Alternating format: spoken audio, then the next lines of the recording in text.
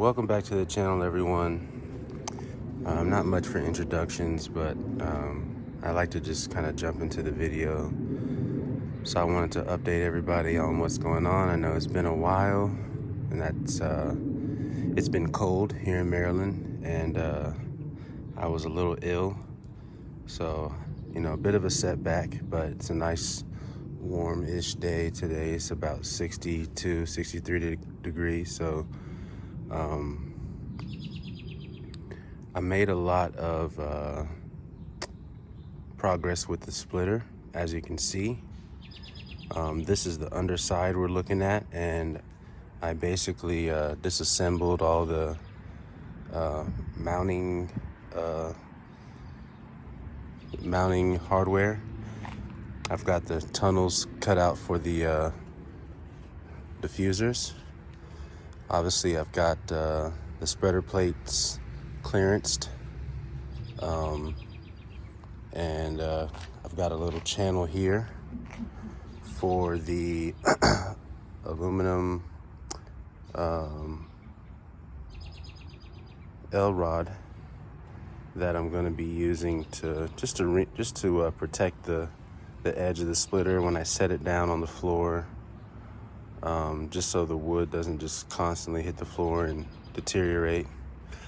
So this is the underside. Obviously, you might be seeing a bit of black, and that's because I started to paint it. So I was able to get one coat on the top side, and one can, and that obviously wasn't enough. So I think I'm gonna need 2 more cans. I've already got one, so I'm gonna have to find another just to do one coat all the way around, and then I kind of want to just darken it in a little bit more on the on both sides. And then after that's done, I'll hit it with some weather guard. So I'll have to get another can of this as well. But that's where we're at with the splitter. I got a nice shape here in the front to follow the lines of the bumper. I didn't want to do this. I wanted to just keep it round, but I was fearful that the organizers might say that because there's an extra inch on this front edge, that it's technically not within the 5-inch regulation, and it actually would have been 6 inches. So I just followed the line of the bumper entirely, and I think it adds some it adds a nice aspect to the splitter. It looks like I actually put some effort into it. Looks kind of like bat wingish, or like a stingray almost. And I'll show you how it looks with everything on, once I get it painted and everything, with the bumper. So today I'm gonna work on mounting the splitter rods. I've got one of the supports here off, and this is for the passenger side. So this is an OEM hole, so I'm gonna just use that to mount the splitter rod to the car, and then it'll obviously it'll stay within the bumper, and then just go down to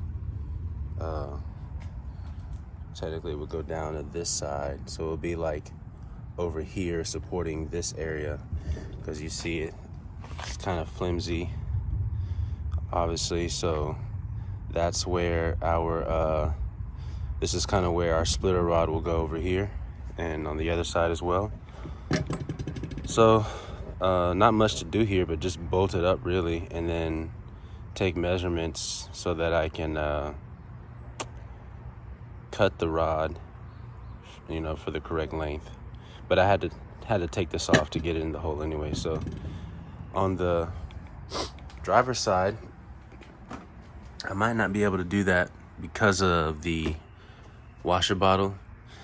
And you're probably saying, well, then just get rid of the washer bottle. And I don't want to, because I still want this car to be a car. So I'll probably just go from here, somewhere here, to the same location on this side. This is plenty strong. These M8 bolts are super strong. They're not going anywhere. So I wish I could put it in this hole, but I can't. So it is what it is. As for the damage, you know, every time I come back and look at the car more, I'm a little bit more confident and reassured that it'll be fine.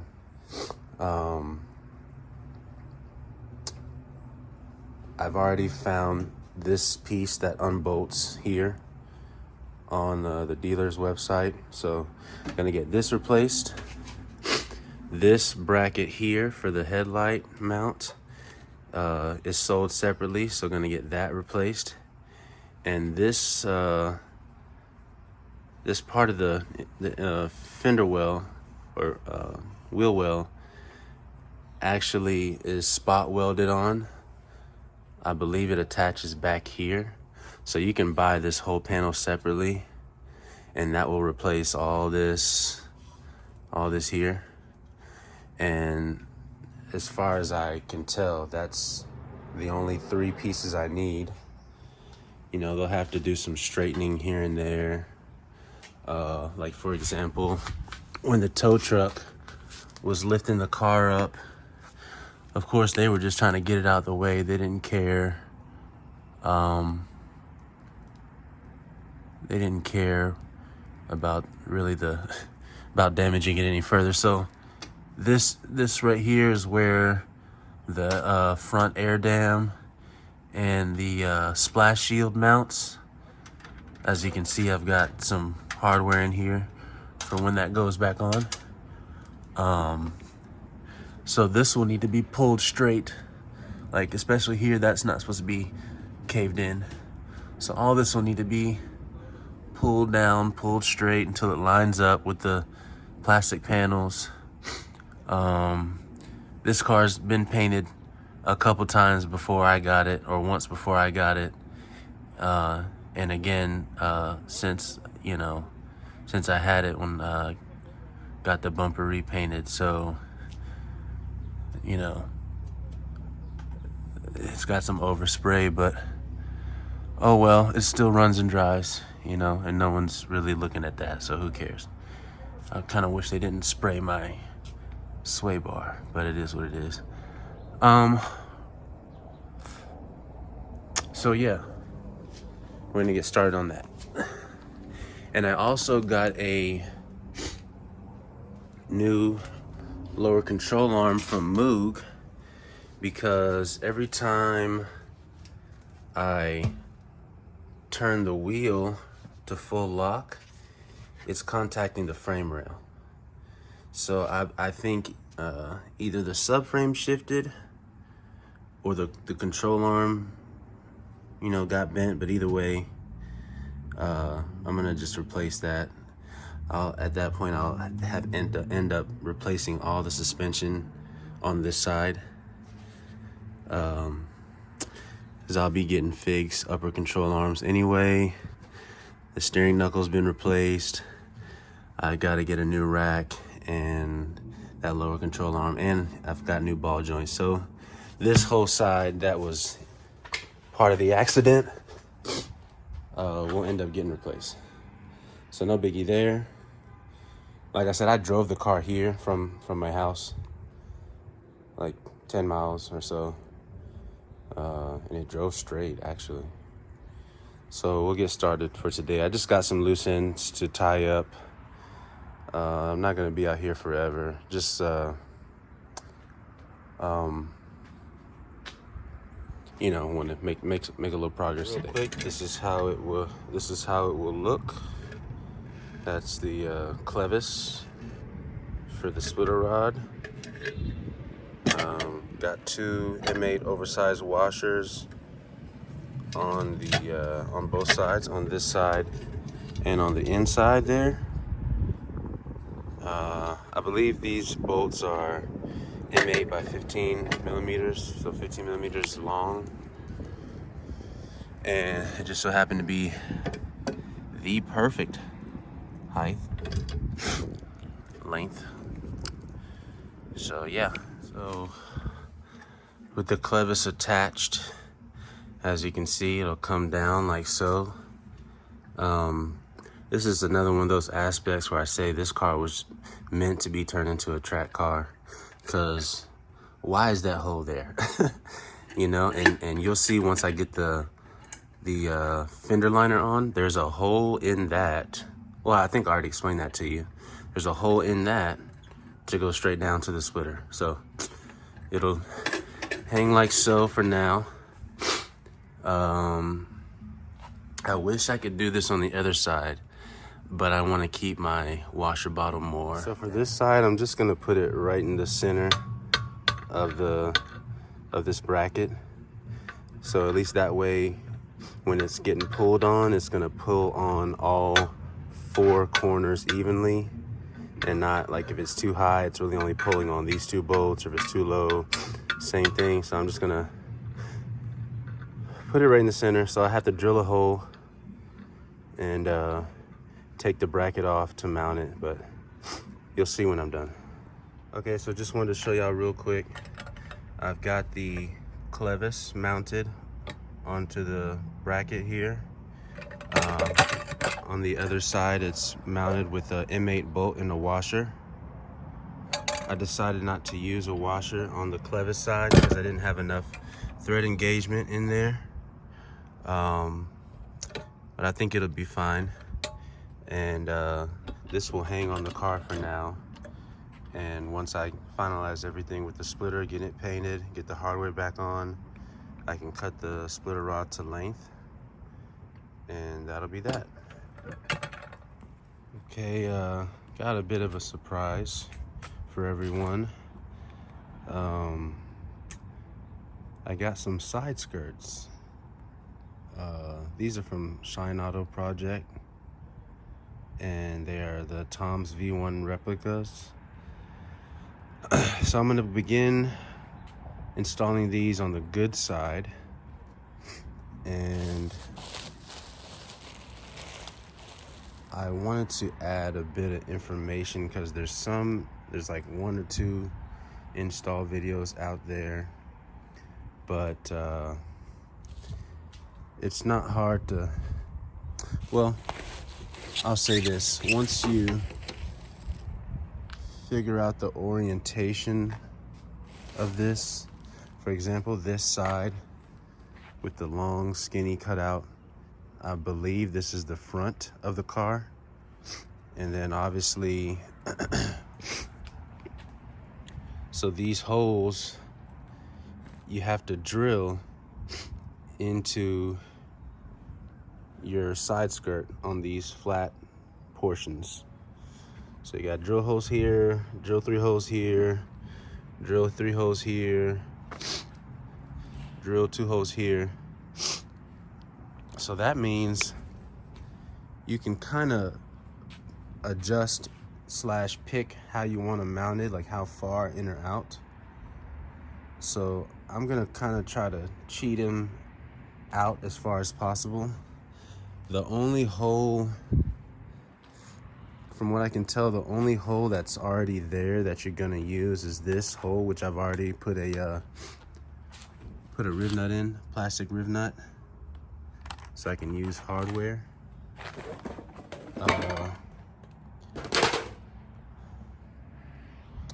So let me see, let's get this flipped around. And obviously that's the front because there's the fender vent. And I believe it goes like this. Yeah, that makes sense. Because see, you have this large opening here, and there's where your side skirt goes. And then this opening matches in size with the rear. So let me get that hole in, and then I don't know if I'll tape it to mock it up, or I'll just like drill a hole like in the front, a hole, drill a hole in the front here and, like, you know, cheat it out a little bit, but we'll see. Okay, so just want to show you this as I go, because again, there's not very many videos that explain how to install these on an ISF. So this inside hole here is what's meant to line up with the factory hole. Again, I have a riv nut on the other side with a fine thread bolt, so yours might look different unless you decide to do this. This is normally a plastic clip, so you know, I'm getting rid of all the plastic clips on this car. So you'll have to drill a hole here.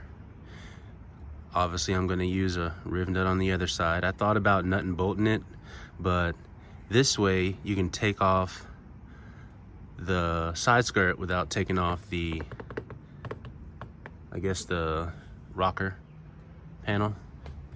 So then you got to drill holes here, riv nuts on the rocker panel there, riv nuts going there, riv nuts going there, 3 bolts going in there. And then this, I think, is the crucial part, because this is how you're gonna line it up. I don't think you really need to tape it or anything. You just need to know, like, okay, so if this is how much material is here, you know, I'm just gonna cheat my way out as far as I can. I want this splitter to stick out as far as possible for the look and for the whatever aerodynamic advantage it gives. So this is the part that's like kind of up to you. How far do you want to stick? How far do you want to stick out? So I'm just gonna cheat my way out as much as I can without like compromising, like it showing here or like on the inside, for example. So let me get that hole drilled and I'll show you what I mean. All right, so quick update on the side skirts. I drilled a hole through the side skirt into the rocker panel on every mounting point. Here, here, you can see the shavings. Here, here, here, here, here. This one was a little tricky because the rocker panel has like this little channel clip thing or whatever. So I just drilled through it anyway. You can see that. And what will probably happen is when I put the riv nut on this middle piece here on the rocker panel, it'll just sandwich this part in between the side skirt and the rocker. So it's a little notch in it right there, which is not a big deal. It'll just get sandwiched and stay in place. I don't have enough hardware. I actually ran out of the M6 bolts I'm using, so I have to order more of those. But I've got everything drilled out, so I'm gonna go ahead and put riv nuts in each location for when the time comes. So I wanted to show you how I'm installing these riv nuts. These are plastic, or these are riv nuts meant for plastic, because the way that they spread when you install them. I learned my lesson by trying to use metal riv nuts and tearing through some of the plastic, even though they are still secure. It doesn't really look the best. So I found these, and this is how it should look once installed. Hope that's focused. So I'm gonna show you how I'm installing them. Because my my riv nut gun or riv nut pliers, the thread on the anvil is not long enough to reach the thread on the plastic riv nut. So I found this solution online where you just get like get 2 washers and a long bolt. So this is a M6 bolt. Just went to Home Depot and found all this stuff. And then got like a spacer here. It's like a 16mm spacer. It's like in the plumbing section. And then you can just install the whole, put it together like an assembly. And you can do this by hand. All you do is get a wrench, hold this in place, and then you can crank it by hand if you don't have the space to, if you know, are space limited. But since I'm not space limited, I'm just gonna crank it in with the impact. I'll show you that in real time.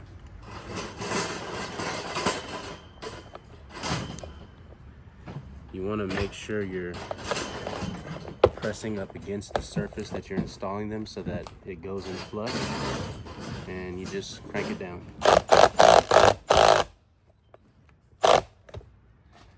And I'm checking it to make sure, oops, I don't go too far. Sorry. Can you still see?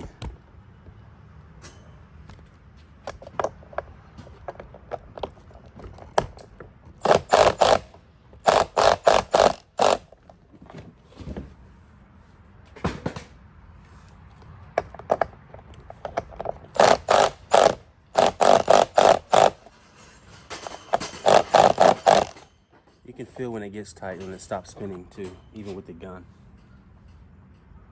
So that one's all the way in.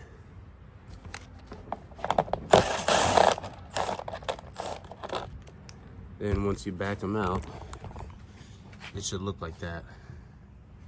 So I'll show you the finished product here in a second. All right, so here's the finished product. Got a riv nut in every mounting position. Boom, boom, boom, boom, boom, boom. Even got one down here.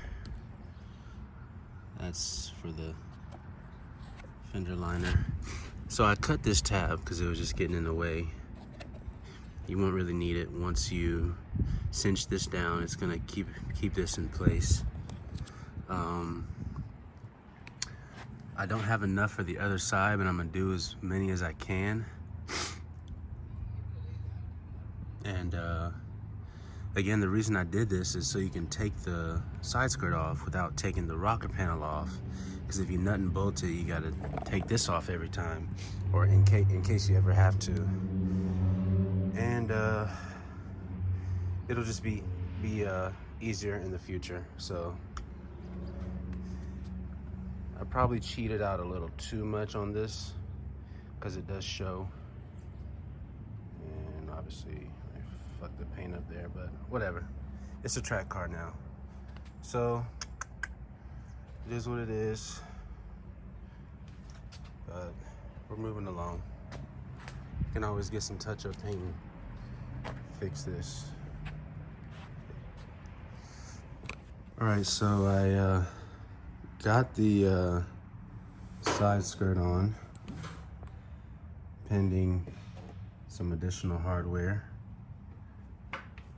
Okay, it's got a nice poke, what I was going for. I want to show you underneath here. So, a couple things.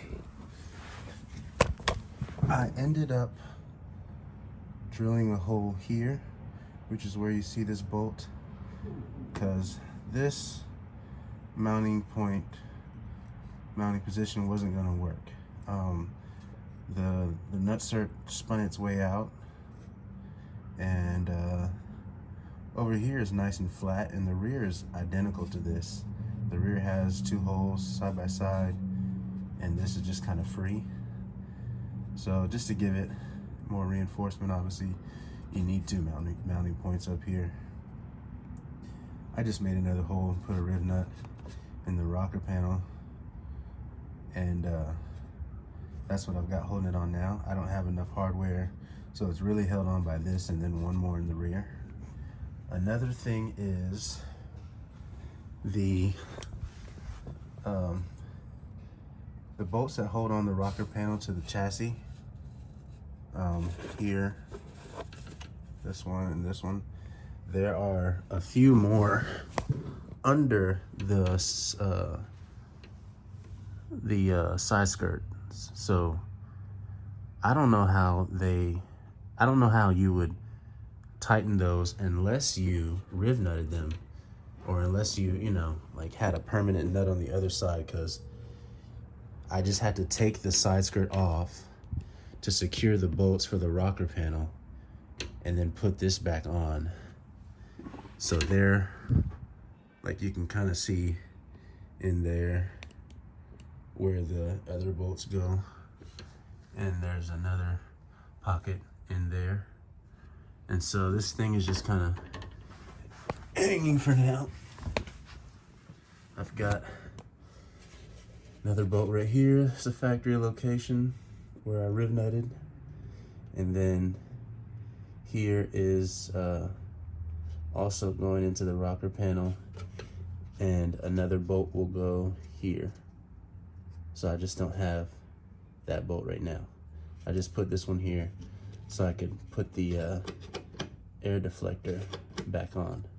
This is actually not a mud flap. This is for aerodynamics also. This is an OEM piece, so obviously reusing that. We're keeping all the factory Aero and just adding on to it. So things like this, we're keeping. The side skirt already has the provisions for it, so side skirt is on. Riv nuts are in there. I just need more hardware. All right. Also going to show you the wheel wells. I'm going to start with the rear because it's the most complete, but you can see where there's a bracket behind. There's actually two brackets, bumper brackets back here. Kind of like reinforcement, and also attaches the fender liner, and just kind of secures everything back here. I took the bracket out on both sides and put a riv nut in it, and then this is I believe this is in the chassis. I can't quite remember, but there's a riv nut in this one also, and then put hardware with oversized washers just so the liner wouldn't get ripped out. Like for example, around the shock body, the liner kind of gets distorted and can actually like pull past the nut. So I just put an oversized washer on these three on the bottom, or four I should say. There's one over here as well, just to secure it a little bit better for peace of mind. And this rear section's tidied up. So here's the air deflector, and we got a riv nut in the chassis here and here, and got the rocker panel secured with hardware. So essentially anything that was plastic, because these were plastic clips, I'm getting rid of, because where those plastic clips or screws with the plastic nuts go, the hole is perfect for an M6 riv nut. So everything's just getting replaced with fine thread hardware. You can see all around the wheel well where I've done that. Here, here, and here. The front, same concept. I just don't have the liner in, but you can kind of see in there where the liner's gonna go down there in the bottom. On the chassis as well. Let's see here, there. There's one down there, you can see. So all that's gonna hold the liner on securely. All that has been replaced. Those plastic nuts I removed and replaced with actual riv nuts, so I can put fine threaded hardware in there. There you have it.